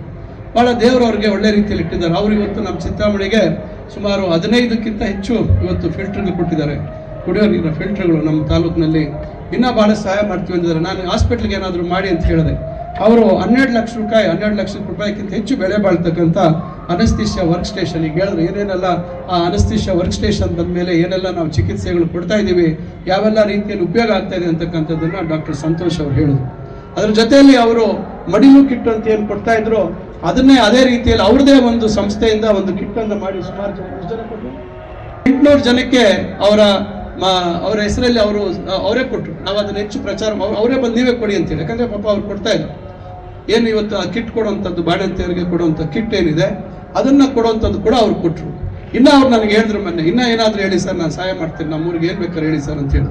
ಇದು ನನಗೆ ಪ್ರೇರೇಪಣೆ ಆಗಿ ನಮ್ಮ ಸ್ನೇಹಿತರು, ನಾನು 2024ರಲ್ಲಿ ಅಮೆರಿಕಾಗೆ ಹೋದಂಥ ಸಂದರ್ಭದಲ್ಲಿ ನಮ್ಮ ಸ್ನೇಹಿತರು ಅಮೆರಿಕಲ್ಲಿ ಇರ್ತಕ್ಕಂಥವ್ರು ಹೇಳಿದ್ರು, ನಿಮ್ಮೂರಿನವರೊಬ್ರು ಭೋಗಿ ಶೆಟ್ಟಿ ಅಂತಿದ್ದಾರೆ, ದೊಡ್ಡ ಆರ್ಕಿಟೆಕ್ಟು, ಸುಮಾರು 50 ವರ್ಷಗಳಿಗಿಂತ ಹೆಚ್ಚು ಸಮಯದಿಂದ ನಮ್ಮ ಅಮೆರಿಕಲ್ಲಿ ವಾಷಿಂಗ್ಟನ್ ಸುತ್ತಮುತ್ತ ಇಲ್ಲಿ ನೆಲೆಸಿದ್ದಾರೆ, ಬಹಳ ದೊಡ್ಡ ಹೆಸರು ಮಾಡಿದ್ದಾರೆ, ಬಹಳಷ್ಟು ಇಲ್ಲಿ ಅವರು ಸಹಾಯ ಮಾಡ್ತಾರೆ ಆ ಕೆಲಸ ಈ ಕೆಲಸಕ್ಕೆ, ನಿನ್ಗೇನಾದರೂ ಸಹಾಯ ಬೇಕಾದ್ರೆ ಕೇಳು ಅಂದ್ರು. ನಂಗೆ ತಕ್ಷಣ ಆಸ್ಪತ್ರೆಗೆ ಏನಾದರೂ ಕೇಳೋಣ ಅಂತ ಹೇಳಿ ಅವ್ರ ಪರಿಚಯ ಫೋನಲ್ಲೇ ನನಗೆ ಪರಿಚಯ ಮಾಡಿಕೊಟ್ರು, ಮೆಸೇಜ್ ಹಾಕಿ. ಅವರು ನಿಮ್ಮ ತಂದೆಯವರು ನನಗೆ ಭಾಳ ಫ್ರೆಂಡ್ಸು ಅಂತ ಹೇಳಿದ್ರು. ಅವ್ರಿಗೂ ಸುಮಾರು ನಮ್ಮ ತಂದೆಯವರು ಸುಮಾರು ನಮ್ಮ ತಂದೆ ಅಷ್ಟಕ್ಕಿಂತ ಸ್ವಲ್ಪ ಕಮ್ಮಿ ವಯಸ್ಸು, ಅದು ನಮ್ಮ ತಂದೆಯವರೆಲ್ಲ ಭಾಳ ಗೊತ್ತು ನನಗೆ ಅಂತ ಹೇಳಿ ಅವ್ರು ನಮ್ಮ ಕುಟುಂಬದ ಬಗ್ಗೆ ಭಾಳ ಒಳ್ಳೆ ರೀತಿ ಅವರು ಅಭಿಪ್ರಾಯ ವ್ಯಕ್ತಪಡಿಸಿ ನಾನು ಒಳ್ಳೆ ಆಯಿತು. ಈ ವರ್ಷ ನಾನು ಹೋದಂಥ ಸಂದರ್ಭದಲ್ಲಿ ಅವ್ರಿಗೆ ಮುಂಚಿತವಾಗಿ ಆಸ್ಪತ್ರೆ ವಿನ್ಯಾಸ ಏನು ಮಾಡಿಸಿದ್ದೆ, ನಾನು ಮಾಸ್ಟರ್ ಪ್ಲಾನ್ ಏನು ಮಾಡಿದ್ದೆ, ಏನೀಗೆಲ್ಲ ಎಲ್ಲ ಕಡೆ ವಿಡಿಯೋ ಆಗ್ತಾ ಇದ್ದೀವಿ, ಅದನ್ನು ನಾನು ಅವ್ರಿಗೆ ತೋರಿಸಿದಾಗ ಭಾಳ ಖುಷಿಯಿಂದ ಹೇಳಿದ್ರು, ಇಲ್ಲ ನಮ್ಮೂರಿಗೆ ಏನಾದರೂ ಮಾಡ್ತೀನಿ ಅಂದರು. ನಾನು ಹೇಗೂ ಅಮೆರಿಕಾಗೆ ಬರ್ತಾ ಇದ್ದೀನಿ, ನಿಮ್ಮನ್ನು ಭೇಟಿ ಮಾಡಬೇಕು ಅಂದಾಗ ಅವ್ರ ಮನೆಗೆ ಹೋಗಿ ಅವ್ರ ಮನೇಲಿ ಊಟ ಮಾಡಿ, ಅವ್ರ ಶ್ರೀಮತಿ ಅವರು, ಅವ್ರ ಮಗ, ಅವರೆಲ್ಲರನ್ನೂ ಭೇಟಿ ಮಾಡಿ, ಈಗ ಅವ್ರು ನನ್ನ ಬೆನ್ನಿಂದೆ ಬಿದ್ದುಬಿಟ್ಟಿದ್ದಾರೆ. $1 ಮಿಲಿಯನ್ ಅಮೆರಿಕನ್ ಡಾಲರ್ ಅಂದರೆ ಸರಿಸುಮಾರು 8,90,00,000 ಇಷ್ಟು ನಾನು ಕೊಡ್ತೀನಿ ಅಂತಕ್ಕಂಥ ಮಾತನ್ನ ಹೇಳಿದ್ದಾರೆ. ಅವ್ರು ನನ್ನ ಬೆನ್ನಿಂದೆ ಬಿದ್ದುಬಿಟ್ಟಿದ್ದಾರೆ. ಯಾವಾಗ ಮಾಡೋಣ ಯಾಕಂದ್ರೆ ಅದಕ್ಕೊಂದು ವ್ಯವಸ್ಥೆ ಇದೆ, ಅದಕ್ಕೊಂದು ಪರ್ಮಿಷನ್ ತಗೋಬೇಕು. ನಾವೇನೀಗ ಈ ಹಳೆ ತಾಲೂಕು ಹೆಲ್ತ್ ಆಫೀಸರ್ ಜಾಗ ಇದೆ, ಅದನ್ನ ತೆಗೆದು ಇಲ್ಲಿ 4 ಗ್ರೌಂಡ್ ಪ್ಲಸ್ 3 ಫ್ಲೋರ್ಸ್ ಅಂತ ಪ್ಲಾನ್ ಮಾಡಿದ್ದೀವಿ. ಒಂದು ಡಯಾಗ್ನೋಸ್ಟಿಕ್ ಬ್ಲಾಕು, ರೇಡಿಯಾಲಜಿ ಬ್ಲಾಕು, ಮುಂದಿನ ದಿನಗಳಲ್ಲಿ ಇಲ್ಲಿ CT ಸ್ಕ್ಯಾನ್ ಬೇಕು, ನಾಳೆ MRI ಬೇಕು, ಬೇರೆ ಅದಕ್ಕೆ ಬೇಕಾಗಿರ್ತಕ್ಕಂಥ ಬೇರೆ ಸೌಲಭ್ಯ ಮಾಡಬೇಕು. ಮತ್ತು ಸ್ವಲ್ಪ ನೆಕ್ಸ್ಟ್ ಲೆವೆಲ್ ತಗೊಂಡು ಹೋಗ್ಬೇಕು ಅಂತ ಹೇಳಿದ್ರೆ ಸ್ವಲ್ಪ VIP ವಾರ್ಡ್ಸು, ಈ ತರ ಸುಸಜ್ಜಿತವಾಗಿ ಕೆಲವು, ಇದೊಂದು ರೀತಿ ಸರ್ಕಾರಿ ಆಸ್ಪತ್ರೆ ಅನ್ನೋದಕ್ಕಿಂತ ಖಾಸಗಿ ಆಸ್ಪತ್ರೆಯ ಒಂದು ಮಾದರಿಯಲ್ಲಿ ಮೂಲಭೂತ ಸೌಲಭ್ಯ ಅಲ್ಲಿ ಸೃಷ್ಟಿ ಮಾಡಬೇಕು ಅಂತಕ್ಕಂಥ ದೃಷ್ಟಿಯಲ್ಲಿ ನಾವು ಅದನ್ನ ವಿನ್ಯಾಸ ಮಾಡಿಸಿದ್ದೀವಿ. ಅದಕ್ಕೂ ಇದಕ್ಕೂ ಕನೆಕ್ಷನ್ ಮಾಡುವಂಥದ್ದು ಮಾಡಿದ್ದೀವಿ. ಮತ್ತು ಇದ್ರ ಮೇಲೆ ಈಗ ಗ್ರೌಂಡ್ ಪ್ಲಸ್ 1 ಫ್ಲೋರ್ ಇದೆ, ಅದರ ಮೇಲೆ 2 plus ground second 3rd floor ಮಾಡಬೇಕು ಅಂತದ್ದಿತ್ತು. ಈಗ ನಾವು ನಮ್ಮ ಪರೀಕ್ಷಾ ಪ್ರಾಧಿಕಾರದಿಂದ 2nd ಫ್ಲೋರ್ ಪ್ರಾರಂಭ ಮಾಡ್ತಾ ಇದ್ದೀವಿ. ಈಗ 50 ಬೆಡ್ ಜಾಸ್ತಿ ಆಗುತ್ತೆ, ಅಲ್ಲಿ ಹೊಸ OT ರೂಮ್ಸ್ ಆಗುತ್ತೆ. ಸುಸಜ್ಜಿತವಾಗಿ ಇವತ್ತಿನ ಕಾಲಕ್ಕೆ ಯಾವ ರೀತಿ ಇರಬೇಕು ಅಂತಕ್ಕಂಥ ನಿಟ್ಟಿನಲ್ಲಿ ಅದನ್ನ ಮಾಡುವಂಥದ್ದು ಮಾಡ್ತೀವಿ. ಕೆಳಗಡೆ ಇರುವಂಥದ್ದಕ್ಕೂ ನವೀಕರಣ ಮಾಡಬೇಕು. ಈಗೇನು ಹಿಂದೆ ನಾರ್ಮ್ಸ್ ಅಲ್ಲಿತ್ತು ಅದನ್ನೆಲ್ಲ ಬಹುಶಃ ಒಳಗೆಲ್ಲ ತೆಗೆದು ಒಂದು ಆಕರ್ಷಣೀಯವಾಗಿ ಮಾಡಬೇಕು ಅಂತಕ್ಕಂಥ ಒಂದು ಪ್ರಯತ್ನ ಇದೆ. ಅವರು ನಮ್ಮ ಸ್ನೇಹಿತರು ವಾದಿರಾಜ್ ಅಂತ ಹೇಳಿ, ಅವರು ನಾವೇನಾದ್ರೂ ಮಾಡ್ತೀವಿ ಸ್ನೇಹಿತರು ಅಂತ ಹೇಳಿ ಅವರು ಒಂದು ಜವಾಬ್ದಾರಿನ ಒಪ್ಕೊಂಡಿದ್ದಾರೆ. ಇವೆಲ್ಲ ಒಟ್ಟುಗೂಡಿಸ್ತಾ ಇದ್ದೀನಿ. ಆದ್ರೂ ಇನ್ನೂ ಬೇಕಾಗುತ್ತೆ, ಸಹಕಾರ ಬೇಕಾಗುತ್ತೆ. ನಾನು ಮೊನ್ನೆ ನಂದಿ ಕ್ಯಾಬಿನೆಟ್ ಅಲ್ಲಿ ಸುಮಾರು 14 ಕೋಟಿಗೆ ಪ್ರಸ್ತಾವನೆ ಮೂವ್ ಮಾಡಿದ್ದೆ. ಸ್ವಲ್ಪ ಕಾರಣಾಂತರದಿಂದ ಕ್ಯಾಬಿನೆಟ್ ಅಲ್ಲಿ ಹಣಕಾಸು ಲಭ್ಯತೆ ಸ್ವಲ್ಪ ಕಮ್ಮಿ ಇದೆ, ಬೇಡ ಅಂತ ಹೇಳಿ ಅದು ಹಿಂದೆ ಬಿದ್ದೋಯ್ತು. ನಾನು ಅದನ್ನು ಬಿಡೋದಿಲ್ಲ, ಅದನ್ನ ಮುಂದಿನ ವರ್ಷದಲ್ಲಾದ್ರೂ ಅದನ್ನ ತರುವಂತ ಪ್ರಯತ್ನ ಮಾಡ್ತೀನಿ. ಏನು ಕನ್ಸ್ಕೊಂಡಿದ್ದೀನಿ ಅದನ್ನ ನನ್ಸ್ ಮಾಡ್ತೀನಿ. ಆದ್ರೆ ಇಲ್ಲಿ ಇರ್ತಕ್ಕಂಥವ್ರು ನಾನು ವಿನಂತಿ ಮಾಡೋದು ಇಷ್ಟೇ, ದಯವಿಟ್ಟು ನಾನು ತಮ್ಮಲ್ಲಿ ವಿನಂತಿ, ಏನು ತಮಗೆ ಇವತ್ತು ನಾವೆಲ್ಲರಿಗೂ ಸ್ಕ್ರಬ್ಸ್ ಕೊಟ್ಟಿದ್ದೀವಿ, ಏನು ಒಂದು ರೀತಿ ಗುರ್ತಿಡಿಬೇಕು, ಎಲ್ಲಂದ್ರಲ್ಲಿ ನಮ್ಮ ಆಸ್ಪತ್ರೆಯ ಸಿಬ್ಬಂದಿ ಅವರು ಓಡಾಡಬಾರ್ದು, ನಮ್ಮ ಜನರಿಗೆ ಲಭ್ಯ ಇರಬೇಕು ಅಂತಕ್ಕಂಥದ್ದು. ಇದು ರಾಜ್ಯದಲ್ಲೇ ಯಾವುದೇ ಸರ್ಕಾರಿ ಆಸ್ಪತ್ರೆಯಲ್ಲಿ ಕೊಡದೇ ಇರತಕ್ಕಂಥ ವ್ಯವಸ್ಥೆ ಮಾಡಿ ಕೊಟ್ಟಿದ್ದೀವಿ. ಎಲ್ಲಾದ್ರೂ ಯಾವುದೇ ಸರ್ಕಾರಿ ಆಸ್ಪತ್ರೆಯಲ್ಲಿ ಈ ರೀತಿ ಒಂದು ಪ್ರಯೋಗ ಆಗಿಲ್ಲ. ಇದನ್ನ ನಾನು ಮಾಡಿದ್ದೀನಿ. ನಮ್ಮ ದಿನೇಶ್ ಗುಂಡೂರಾವ್ ಅವರು ಬಂದಾಗ ನೀವೆಲ್ಲರೂ ಅವ್ರನ್ನ ಭೇಟಿ ಮಾಡಿ ಅವ್ರ ಜೊತೆ ಫೋಟೋನ ತಗೊಂಡ್ರಿ. ಇದು ಒಂದು ಅಂತ. ಈಗ ಟಾಯ್ಲೆಟ್, ಕೋವಿಡ್ ಸಂದರ್ಭದಲ್ಲಿ ನಾನು ಆ ಟಾಯ್ಲೆಟ್ ನೋಡಿದಾಗ ನನಗೆ ಬಹಳ ಬೇಸರ ಆಯ್ತು. ಈ ರೀತಿಯಾಗಿ ಆಸ್ಪತ್ರೆಯಲ್ಲೇ ಇವತ್ತು ಟಾಯ್ಲೆಟ್ ಇದ್ರೆ ಇನ್ನ ಯಾವ ರೀತಿ ನಮ್ಮ ರೋಗಿಗಳಿಗೆ ಇವತ್ತು ಅವ್ರ ನೋಡಿದಾಗ ಅಲ್ಲೇ ಮೂರ್ಛೆ ಹೋಗ್ತಾರೆ. ಆ ರೀತಿ ಇರಬಾರ್ದು. ಇವತ್ತು ನಮ್ಮ ಜನ ಇವತ್ತು ಗ್ರಾಮೀಣ ಪ್ರದೇಶ ಜನ ಬಳಸುವಂಥದ್ದಕ್ಕೆ ಅಕಸ್ಮಾತ್ ಅವ್ರಿಗೆ ಬರದೇ ಇರ್ಬೋದು. ಆದರೆ ನಾವು ವೈದ್ಯಾಧಿಕಾರಿಗಳಾಗಿ ನಾವಿಲ್ಲಿ ಇರ್ತಕ್ಕಂಥವ್ರು ಅದನ್ನು ಸರಿಯಾದ ರೀತಿ ಶುಚಿತ್ವವನ್ನು ಕಾಪಾಡ್ತಕ್ಕಂಥ ಕೆಲಸ ಆಗಬೇಕು. ನಿಮ್ಗೆ ಅಲ್ಲೇ ಇನ್ಫೆಕ್ಷನ್ ಸ್ಪ್ರೆಡ್ ಆಗುವಂಥ ಪರಿಸ್ಥಿತಿ ಬಂದರೆ ಏನಾಗುತ್ತೆ ಹೇಳಿ? ತಕ್ಷಣ ನಾವು ಮುನ್ಸಿಪಾಲ್ಟಿ ಅವ್ರಿಗೆ ಹೇಳಿ ಅವತ್ತು ಆ್ಯಸಿಡ್ ವಾಶ್ ಮಾಡಿಸಿ ಅದಕ್ಕೆ ಒಂದು ಸುಸ್ಥಿತಿಗೆ ತರುವಂಥದ್ದು, ಪೈಪ್ಗಳು ಕಿತ್ತೋಗಿರುವಂಥದ್ದು, ಮತ್ತೊಂದನ್ನೆಲ್ಲ ರೆಡಿ ಮಾಡಿಸಿದ್ವಿ. ಈಗ 60 ಲಕ್ಷದಲ್ಲಿ ಈಗ ನವೀಕರಣ ಮಾಡಿ ಮೊದಲನೇ ಅಂತಸ್ತಾಗಿದೆ. ಏನು ನಾವು ಮಾಸ್ಟರ್ ಪ್ಲಾನಲ್ಲಿ ಮಾಡಬೇಕು ಅಂತಿದ್ವೋ ಅದೇ ರೀತಿ ಮಾಡುವಂಥದ್ದಾಗಿದೆ. ಈಗ ಗ್ರೌಂಡ್ ಫ್ಲೋರಲ್ಲಿ ಕೆಲಸ ನಡೀತಾ ಇದೆ. ಆದರೆ ನಾನಿಲ್ಲಿ ವಿನಂತಿ ಮಾಡ್ಕೊಳ್ಳುವಂಥದ್ದು, ಇಲ್ಲಿ ಬಳಸುವಂಥವರು ಸ್ವಲ್ಪ ಅದನ್ನು ಸ್ವಚ್ಛವಾಗಿಡುವಂಥದ್ದಾಗಬೇಕು. ಮತ್ತು ಆಸ್ಪತ್ರೆ ಸಿಬ್ಬಂದಿಯವರು ಅಷ್ಟೇ, ದಯವಿಟ್ಟು ಅದನ್ನು ನೀರು ಹಾಕಿ ತೊಳೆದುಬಿಟ್ಟು ಬಿಡೋದಲ್ಲ, ಬಟ್ಟೆ ಹಾಕಿ ತಗೊಂಡು ಮತ್ತೆ ಮಾಪ್ ಮಾಡಬೇಕು, ಒರೆಸ್ಬೇಕು. ನೀವು ಮತ್ತೆ ನೋಡಿ ನೀರು ಹಾಕ್ಬಿಟ್ಟು ಯಾರಾದರೂ ಚಪ್ಪಲಿ ಕಾಲಲ್ಲಿ ಹೋದ್ರೆ ಮತ್ತೆ ಗಲೀಜಾಗುತ್ತೆ. ಇದೆಲ್ಲ ನೋಡಿ ನಾನು ಚೆಕ್ ನಿಮ್ಮ ಪದೇ ಹೇಳ್ತಾ ಇದ್ದೀನಿ. ನಾವು ಇದನ್ನ ಮುಂದಿನ ದಿನಗಳಲ್ಲಿ ಯಾರಾದರೂ ಫಿಲಾಂಥ್ರಪಿಸ್ಟ್ ಯಾರೋ ಇವತ್ತು ಬಹಳಷ್ಟು ಆಸ್ಪತ್ರೆಗಳು ನಡೆಸುವಂಥವ್ರು ಇದ್ದಾರೆ, ಅವ್ರನ್ನ ನಾನು ವಿನಂತಿ ಮಾಡ್ಕೊಳ್ಳೋಣ ಅಂತಿದ್ದೀನಿ. ಆಸ್ಪತ್ರೆಯ ಮ್ಯಾನೇಜ್ಮೆಂಟ್ ಏನಿದೆ, ವೈದ್ಯರ ಮ್ಯಾನೇಜ್ಮೆಂಟ್ ಮತ್ತೊಂದು ವೈದ್ಯಾಧಿಕಾರಿಗಳು ಮಾಡ್ತಾರೆ. ಆದರೆ ನಿರ್ವಹಣೆ ಏನಿದೆ, ಮೇಂಟೆನೆನ್ಸ್ ಏನಿದೆ, ಇದನ್ನ ಯಾರಾದ್ರೂ ಬೇರೆಯವ್ರ ಮುಖಾಂತರ ಮಾಡಿಸ್ಬೇಕು. ಎಲ್ಲ ನಾವು ಕೋಟ್ಯಾಂತರ ರೂಪಾಯಿ ತಂದು ಖರ್ಚು ಮಾಡಿ ಇಲ್ಲಿ ನಾಳೆ ಬೆಳಗ್ಗೆ ಮತ್ತೆ ಜನ ಮೂಗು ಮುಚ್ಕೊಂಡು ಓಡಾಡೋ ಪರಿಸ್ಥಿತಿ ಬರಬಾರ್ದು. ನಾಳೆ ಖಾಸಗಿ ಮಾದರಿಯಲ್ಲಿ ಇವತ್ತು ಸರ್ಕಾರಿ ಆಸ್ಪತ್ರೆಯನ್ನು ಬದಲಾವಣೆ ಮಾಡಬೇಕು ಅಂತಕ್ಕಂಥ ಒಂದು ಮಹದಾಕಾಂಕ್ಷೆಯನ್ನು ಇಟ್ಕೊಂಡು ನಾನು ಇವತ್ತು ಈ ಪ್ರಯತ್ನ ಮಾಡ್ತಾ ಇದ್ದೀನಿ. ಯಾಕಂದ್ರೆ ಎಲ್ಲೂ ಈ ರೀತಿ ಒಂದು ಪ್ರಯೋಗ ಆಗಿಲ್ಲ. ಇದೊಂದು ಪ್ರಯತ್ನ ಚಿಂತಾಮಣಿಯಿಂದನೇ ಆಗ್ಬೇಕು ಅಂತಕ್ಕಂಥದ್ದು ನನ್ನ ಇಚ್ಛೆ. ಇವತ್ತು ನಾವು ಏನೆಲ್ಲ ಮೂಲಭೂತ ಸೌಲಭ್ಯ ನಾವು ಮಾಡ್ತಾ ಇದ್ದೀವಿ, ಈಗ ಅದರ ಜೊತೆಯಲ್ಲಿ ಮುಂದೆ ಅದಕ್ಕೆ ಬೇಕಾಗದಂತ ಏನು ಎಕ್ವಿಪ್ಮೆಂಟ್ ಇರ್ಬೋದು, ಮೆಡಿಕಲ್ ಎಕ್ವಿಪ್ಮೆಂಟು, ಬೇರೆ ಎಲ್ಲ ಬೇಕಾಗುತ್ತದೆ. ಅದನ್ನೆಲ್ಲ ಮುಂದೆ ನಾನು ಯಾರನ್ನೋ ಕೈಯ ಕಾಲ ಇಟ್ಕೊಂಡು ನಾನು ಅದನ್ನು ತರುವಂತ ಒಂದು ಪ್ರಯತ್ನ ಮಾಡ್ತೀನಿ. ಆದರೆ ನಾನು ವೈದ್ಯರಲ್ಲಿ ವಿನಂತಿ ಮಾಡುವಂಥದ್ದು, ದಯವಿಟ್ಟು ಸರ್ಕಾರ ಇವತ್ತು ತಮ್ಮ ಮೇಲೆ ಬಹಳಷ್ಟು ಭರವಸೆ ಇಟ್ಕೊಂಡು ದೊಡ್ಡ ಮಟ್ಟದಲ್ಲಿ ಇವತ್ತು ತಮಗೆ ಎಲ್ಲ ರೀತಿ ಸೌಲಭ್ಯ ಕೊಡೋದಿರ್ಬೋದು, ಒಳ್ಳೆ ಸಂಬಳ ಕೊಡುವಂಥದ್ದು ಮಾಡ್ತದೆ. ತಾವು ಪ್ರಾಮಾಣಿಕವಾಗಿ ಇಲ್ಲಿ ಬರ್ತಕ್ಕಂಥ ಬಡವರಿಗೆ ಒಳ್ಳೆ ಚಿಕಿತ್ಸೆ ಕೊಡ್ತಕ್ಕಂಥ ಒಂದು ಬದ್ಧತೆ ತಾವು ವ್ಯಕ್ತಪಡಿಸ್ಬೇಕಾಗುತ್ತೆ. ಯಾಕಂದ್ರೆ ಇಷ್ಟೆಲ್ಲ ನಾವು ಸೌಲಭ್ಯ ಮಾಡ್ತೇವೆ. ನಾವು ಚಿಂತಾಮಣಿ ಆಸ್ಪತ್ರೆ ರಾಜ್ಯಕ್ಕೆ ಮಾದರಿ ಆಗ್ಬೇಕು ಅಂತಕ್ಕಂಥದ್ದು ನನ್ನ ಕನಸು. ಇವತ್ತು ಹಣ ಮುಖ್ಯ ಅಲ್ಲ. ಇವತ್ತು ತಮ್ಮ ಮುಂದೆ ಎಷ್ಟೋ ಜನ ಪಾಪ ರೋಗಿಗಳು ಬಂದು ಅವ್ರಿಗೆ ಕ್ಷಣದಲ್ಲೇ ತಾವು ಹೋಗೋದಿಲ್ಲ, ನಾನು ಎತ್ಕೊಂಡು ಹೋಗೋದಿಲ್ಲ, ನೀವು ಎತ್ಕೊಂಡು ಹೋಗೋದಿಲ್ಲ. ಆದರೆ ನಾವು ಮಾಡುವಂಥ ಸೇವೆ ಭವಿಷ್ಯ ನಮ್ಮನ್ನು ಕಾಪಾಡ್ತದೆ. ಅದನ್ನು ದಯವಿಟ್ಟು ಆ ಸೇವೆ ಮನೋಭಾವ ಏನಿದೆ ಅದನ್ನು ತಾವು ಬೆಳೆಸ್ಕೊಡುವಂಥದ್ದು ಬಹಳ ಮುಖ್ಯ ಅಂತಕ್ಕಂಥದ್ದು ನನ್ನ ಇದು. ಈಗ ಹೊಸದಾಗಿ ಈಗ ಸ್ಕಿನ್ ಸ್ಪೆಷಲಿಸ್ಟ್, ಚರ್ಮ ರೋಗ ತಜ್ಞರು ಡಾಕ್ಟರ್ ಸುಮತಿ ಅವರು ಬಂದಿದ್ದಾರೆ. ಇದರಲ್ಲಿ ಅಷ್ಟೇ ನಮ್ಗೆ ನಿರಂತರವಾಗಿ ಸಮಸ್ಯೆ ಆಗ್ತಾ ಇದೆ. ನಾವು ಬಹಳಷ್ಟು ಕ್ಯಾಬಿನೆಟ್ ಅಲ್ಲಿ ಅಲ್ಲಿ ಚರ್ಚೆ ಮಾಡ್ತಾ ಇದ್ದೀವಿ. ಯಾರು ಇವತ್ತು ಉನ್ನತ ಶಿಕ್ಷಣ ವ್ಯಾಸಂಗ ಮಾಡಿದ್ದಾರೆ, ಯಾಕೋ ಅವರು ಗ್ರಾಮೀಣ ಪ್ರದೇಶಕ್ಕೆ ಬರೋದಕ್ಕೆ ಹಿಂಜರಿತಾರೆ. ಆದ್ರೆ ಹಂಗಾಗಬಾರ್ದು. ಅದಕ್ಕೆ ಇವತ್ತು ಒಳ್ಳೆ ಸೌಲಭ್ಯ ಕೊಡುವಂಥದ್ದು ಪ್ರಯತ್ನ ಮಾಡ್ತಾ ಇದ್ದೀವಿ. ಮುಂದಿನ ದಿನಗಳಲ್ಲಿ ಈ ಆಸ್ಪತ್ರೆ ದಿಕ್ಸೂಚಿ ಬದಲಾಗತ್ತೆ. ಈಗಾಗಲೇ ಹಿಂದ್ಗಡೆ ಕಟ್ಟಡ ಕಾಮಗಾರಿ ಬಹಳ ವೇಗದಿಂದ ಆಗ್ತಾ ಇದೆ. Second floor roof first floor roof ಆಗಿದೆ, ಇನ್ನೊಂದು ಫ್ಲೋರ್ ಬರ್ತದೆ, 50 ಬೆಡ್ ಆಗುತ್ತೆ. ಅದಕ್ಕೆ ಬೇಕಾದಂಥ ಸೌಲಭ್ಯ, ಅಲ್ಲಿ ಬೇಕಾದಂಥ ವೈದ್ಯರು, ಇವೆಲ್ಲ ಮಾಡಿದಾಗ ಚಿಂತಾಮಣಿ ಇಲ್ಲ. ನಾನೊಂದು ಹೇಳ್ತೀನಿ ಕೇಳಿ, ಚಿಕ್ಕಬಳ್ಳಾಪುರದಲ್ಲಿ ಚಿಂತಾಮಣಿ ಅಷ್ಟೇ ಔಟ್ ಪೇಷಂಟ್ ಇದೆ. ಜಿಲ್ಲಾ ಆಸ್ಪತ್ರೆಯಲ್ಲಿ ನಮ್ಗಿಂತ ಜಾಸ್ತಿ ಇಲ್ಲ. ಕಾರಣ ನಮ್ಮ ಮುದ್ದೇನಹಳ್ಳಿಯ ಮಧುಸೂದನ್ ಸಾಯಿ ಆಸ್ಪತ್ರೆ ಬಂದ ಮೇಲೆ ಈಗ ಅಲ್ಲಿ ಚಿಕ್ಕಬಳ್ಳಾಪುರದಲ್ಲಿ ಪೇಷಂಟ್ಗಳು ಜನರಲ್ ಆಸ್ಪತ್ರೆಗೆ ಹೋಗೋದು ಕಮ್ಮಿ ಆಗಿದೆ. ಈಗ ನಾವು ಅವರು ಒಂದೇ ಸಮಾನವಾಗಿದ್ದೀವಿ.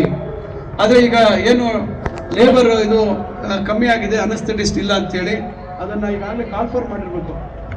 ಈಗ ಬಂದ ಮೇಲೆ ಸ್ವಲ್ಪ ಹೆಚ್ಚು ಇಲ್ಲಿ ಡೆಲಿವರಿ ಮಾಡುವಂಥದ್ದು ಆಗ್ಬೇಕಾಗುತ್ತೆ. ಆಮೇಲೆ ಈಗ ತಮಗೆ ಗೊತ್ತಿದೆ ಕೈವಾರ ಆಸ್ಪತ್ರೆ, ಈಗ ಅದನ್ನ ಮೇಲ್ದರ್ಜೆಗೆ ಏರಿಸುವಂತ ಕೆಲಸವನ್ನ ಮಾಡಿದ್ದೀವಿ. ಸದ್ಯದಲ್ಲೇ ಅದರ ಒಂದು ಏನೋ ಸಮುದಾಯ ಆರೋಗ್ಯ ಕೇಂದ್ರವಾಗಿ ಅದನ್ನ ಮಾರ್ಪಡಿಸ್ತಕ್ಕಂಥ ಕೆಲಸ ಆಗ್ತಾ ಇದೆ. ಸರ್ಕಾರ ಅಧಿಕೃತವಾಗಿ ಆದೇಶ ಮಾಡಿದೆ. ಈ ರೀತಿ ಎಲ್ಲೆಲ್ಲಿ ನಾವು ವೈದ್ಯಕೀಯ ಸೌಲಭ್ಯ ಹೆಚ್ಚು ಮಾಡುವಂತ ಕೆಲಸ ಸಾಧ್ಯ ಇದೆ, ಮಾಡುವಂಥದ್ದು ಮಾಡ್ತಾ ಇದ್ದೀವಿ. ಆದರೆ ವೈದ್ಯರದ್ದು ಒಂದು ದೊಡ್ಡ ಸಮಸ್ಯೆ ಇದೆ. ನಾನು ಮಂತ್ರಿ ಆದಾಗಿಂದ ಸುಮಾರು ಬಾರಿ ಕಾಲ್ಫರ್ ಮಾಡಿದ್ರು ಸಹ ನೀವು 20 ಜನಕ್ಕೆ ವೈದ್ಯಾಧಿಕಾರಿಗಳಿಗೆ ಕಾಲ್ಫರ್ ಮಾಡಿದ್ರೆ 3-4 ಜನ ಅರ್ಜಿ ಆಗ್ತಾರೆ. ಈ ತರ ಪರಿಸ್ಥಿತಿ ಇದೆ. ಕೆಲವರು ಬರ್ತಾರೆ, ಉನ್ನತ ವ್ಯಾಸಂಗ ಮಾಡಬೇಕು ಅಂತ ಸ್ವಲ್ಪ ದಿವಸಕ್ಕೆ ಬಿಟ್ಟು ಹೋಗ್ತಾರೆ. ಇದೆಲ್ಲ ಸಮಸ್ಯೆಗಳಿದ್ದಾವೆ. ಇದೆಲ್ಲ ನಡುವೆ ನಾವು ಉತ್ತಮ ವೈದ್ಯಕೀಯ ಸೌಲಭ್ಯ ಕೊಡಬೇಕು ಅಂತಕ್ಕಂಥ ಒಂದು ಬದ್ಧತೆಯಿಂದ ನಾವು ಕೆಲಸ ಮಾಡ್ತಾ ಇದ್ದೀವಿ. ನನಗೀಗ ವೇದಿಕೆಯಲ್ಲಿ after I got to know about you, I have already put an application for further support from you for this hospital. So ಮುಂದೆ ಈ ಆಸ್ಪತ್ರೆಗೆ ನಿಮ್ಮಿಂದ ಸಹಕಾರ ಬೇಕು. ಯಾಕಂದ್ರೆ ಅವರು ಬೇರೆ ದೊಡ್ಡ ದೊಡ್ಡ ಸಂಸ್ಥೆಗಳ ಜೊತೆಯಲ್ಲಿ ಒಂದು ಸ್ವಯಂ ಸೇವಾ ಸಂಸ್ಥೆಯಾಗಿ ಅವರು ಕೆಲಸ ನಿರ್ವಹಿಸ್ತಾ ಇರೋದ್ರಿಂದ ಸಂಪರ್ಕ ಇರ್ತದೆ. ಇಂಥ ಒಂದು ಆಸ್ಪತ್ರೆ ಇಲ್ಲಿದೆ, ಇಷ್ಟೆಲ್ಲ ಪ್ರಯತ್ನ ಆಗ್ತಾ ಇದೆ. ನಿಮ್ಮಿಂದಾನು ನನಗೆ ಮುಂದಿನ ದಿನಗಳಲ್ಲಿ ಎಕ್ವಿಪ್ಮೆಂಟ್ ಇರ್ಬೋದು, ಬೇರೆ ಬೇರೆ ರೀತಿಯಲ್ಲಿ ಅಥವಾ ಕಟ್ಟಡ ಕಟ್ಟುವಂಥದ್ದಕ್ಕೆ ಯಾರಾದರೂ if anybody is willing to support for building this whatever my dream is there, no you can please kindly put a word. I would appreciate if you kindly put a word. Okay, so ಅವರು ಒಂದು ಮಾತು ಹೇಳಿದ್ರೆ ಖಂಡಿತ, ಯಾಕಂದರೆ ನಾನು ಭಾಳಷ್ಟು ಪ್ರಯತ್ನ ಮಾಡ್ತೇನೆ. ಯಾರು ಬಂದ್ರೂ ಇದನ್ನು ತೋರಿಸುವಂಥದ್ದು ಒಂದು ಪ್ರಯತ್ನ ಮಾಡ್ತಾನೆ. ಕೆಲವು ಅನ್ಕೋಬೋದು ಏನು ಇಷ್ಟು ತಲೆ ಕೆಡಿಸ್ಕೊಳ್ತಾರೆ ಅಂತ. ಇವತ್ತು ನಮಗೆ ಜನ ನಮ್ಗೆ ಕೊಟ್ಟಿರ್ತಕ್ಕಂಥ ಜವಾಬ್ದಾರಿಯನ್ನು, ಜನ ನಮ್ಮ ಮೇಲೆ ಇಟ್ಟಿರ್ತಕ್ಕಂಥ ನಂಬಿಕೆಗೆ ನಾವು ಪ್ರಾಮಾಣಿಕವಾಗಿ ನಾವು ಎಲ್ಲ ರೀತಿ ಪ್ರಯತ್ನಗಳನ್ನು ಮಾಡಬೇಕಾಗುತ್ತೆ. ಒಂದೊಂದ್ಸತಿ ನನಗೆ ಅನ್ಸುತ್ತೆ ಯಾಕೆ ಇಷ್ಟೆಲ್ಲ ಕೇಳ್ಕೊಳ್ತಾ ಇದ್ದೀನಲ್ಲ ಇವತ್ತ ಅಂತ ಅನ್ಸುತ್ತೆ. ಆದರೆ ಅದಕ್ಕೆ ನನಗೆ ನಾಚಿಕೆ ಇಲ್ಲ. ಯಾಕಂದರೆ ನಾವೆಲ್ಲ ಜನರ ಮುಂದೆ ಬಂದು ನಮ್ಗೆ ಓಟ್ ಹಾಕಿ ನಮಗೆ MLA ಮಾಡಿ ಮತ್ತೊಂದು ಮಾಡಿ ಅಂತ ಕೇಳುವಂಥದ್ದು ಇದ್ದಾಗ ಇವತ್ತು ಆ ಜನರಿಗೋಸ್ಕರ ಒಂದು ಒಳ್ಳೆ ಸೌಲಭ್ಯ ಕೊಡುವಂಥದ್ದಕ್ಕೆ 10 ಜನರ ಹತ್ರ ನಾವು ಕೈ ಒಡ್ಡಿ ಕೇಳುವಂಥದ್ರಲ್ಲಿ ತಪ್ಪೇನಿಲ್ಲ. ಎಲ್ಲ ಸರ್ಕಾರ ಮಾಡೋದಕ್ಕೆ ಸಾಧ್ಯ ಇಲ್ಲ. ಅದರಿಂದ ಈ ರೀತಿಯಾಗಿ ನಿರಂತರವಾದಂಥ ಒಂದು ಪ್ರಯತ್ನವನ್ನು ನಾವು ಮಾಡ್ತಾ ಇದ್ದೀವಿ. ನಾನು HDFC ಬ್ಯಾಂಕ್ ಅವರು OT ಟೇಬಲ್ ಇವತ್ತು ಬಹಳ ಸುಸಜ್ಜಿತವಾದಂಥ ಒಂದು ಇವತ್ತಿನ ತಂತ್ರಜ್ಞಾನದಂತೆ ನಮ್ಮ ಮೂಳೆ ತಜ್ಞರು ಚಿಕಿತ್ಸೆ ಮಾಡುವಂಥದ್ದಕ್ಕೆ ಒಂದು ಒಳ್ಳೆ ಒಂದು ವ್ಯವಸ್ಥೆಯನ್ನು ತಂದಿದ್ದಾರೆ. ಸುಮಾರು 30-35 ಲಕ್ಷ ಬೆಲೆ ಬಾಳ್ತಕ್ಕಂಥ ಅದು ಒಂದೇ ಒಂದು ಎಕ್ವಿಪ್ಮೆಂಟ್ ಇವತ್ತು ಅವ್ರು ಕೊಟ್ಟಿದ್ದಾರೆ. Orthopaedic TBI kneeling frame of hip ಅಂತ ಇದೆ. ಇವೆಲ್ಲ ಒಂದೊಂದೇ ಸಲಕರಣೆಗಳು ಸುಮಾರು 13 ಕೊಟ್ಟಿದ್ದಾರೆ. ಇದರಲ್ಲಿ ಬಾಷ್ ಕಂಪನಿದು ಗ್ರೈಂಡರ್, ಡ್ರಿಲ್ಲಿಂಗ್ ಮಾಡುವಂಥದ್ದು ಒಂದು ಗ್ರೈಂಡರ್ ಕೊಟ್ಟಿದ್ದಾರೆ. ಈ ಥರ ಬೇರೆ ಬೇರೆ ಇವತ್ತು ಎಲ್ಲ ಸೇರಿ ಸುಮಾರು 75 ಲಕ್ಷ ಅಷ್ಟು ಬೆಲೆ ಬಾಳ್ತಕ್ಕಂಥ ಒಂದು ಸೌಲಭ್ಯ ಸಲಕರಣೆಗಳನ್ನು ಕೊಟ್ಟಿದ್ದಾರೆ. ಅದರಿಂದ ನಾನು ಮತ್ತೊಮ್ಮೆ HDFC ಬ್ಯಾಂಕ್ ಅವರು ಈಗ ಅವ್ರಿಗೂ ಹೇಳಿದ್ದೀನಿ, ಮುಂದೆ ಅವ್ರು ಹೇಳಿದ್ರೆ ಇನ್ನೂ ನಾವು ಈಗ ಅವ್ರಿಗೆ ಉತ್ತೇಜನ ಪ್ರೇರೇಪಣೆ ಆಗಿದೆ ಇವತ್ತು ಯಾರೋ ನಮ್ಮ ಮಂಜುನಾಥ್ ಅವ್ರಿಗೂ ಮತ್ತು ಸೋಮಶೇಖರ್ ಅವ್ರಿಗೆ. ಇನ್ನು ಮುಂದಿನ ದಿನದಲ್ಲಿ ಅವರು ಕೂಡ ಇನ್ನು ಬೇರೆ ಬೇರೆ ರೀತಿಯಲ್ಲಿ ನಮಗೆ ಈ ಆಸ್ಪತ್ರೆಗೆ ಸಹಕಾರವನ್ನು ನೀಡಿ ನಮ್ಮ ಇಲ್ಲಿರ್ತಕ್ಕಂಥ ಬಡವರಿಗೆ ಹೆಚ್ಚಿನ ಸೌಲಭ್ಯ ಕೊಡೋದಕ್ಕೆ ಅವರ ಸಹಕಾರ ಇರ್ತದೆ ಅಂತಕ್ಕಂಥ ನಂಬಿಕೆಯೊಂದಿಗೆ, ಅದೇ ರೀತಿ ಡಾಕ್ಟರ್ಸ್ ಫಾರ್ ಯು ಅಂತಕ್ಕಂಥ ಸಂಸ್ಥೆಯ ಶಾನ್ ಮತ್ತು ಡಾಕ್ಟರ್ ನಿಖಿತಾ ಇವ್ರಿಗೂ ಸಹ ನಿಮ್ಮ ಸಹಕಾರ ಇರಲಿ, ನಿಮ್ಮ ಸಹಕಾರ ಇರಲಿ ಅಂತಕ್ಕಂಥ ಮಾತನ್ನು ಈ ಸಂದರ್ಭದಲ್ಲಿ ಹೇಳ್ತಾ ಒಂದು ಸರಳವಾದಂಥ ಈ ಒಂದು ಕಾರ್ಯಕ್ರಮ